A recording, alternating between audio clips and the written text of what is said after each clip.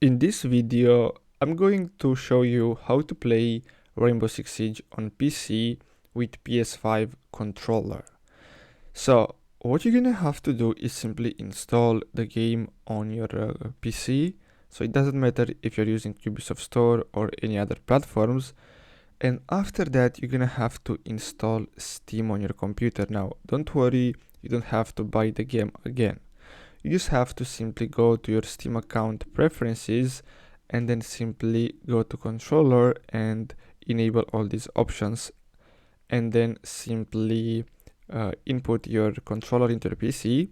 Then you're gonna have to go to library and click on add a game, and then click on add a non-Steam game. After that, you're gonna have to click on browse and select the Rainbow Six Siege application on your desktop, and then click on add selected programs. After that, you're gonna see the game here. You can select it and start playing it, and that's it. So I hope you found this video helpful. Thanks for watching, guys.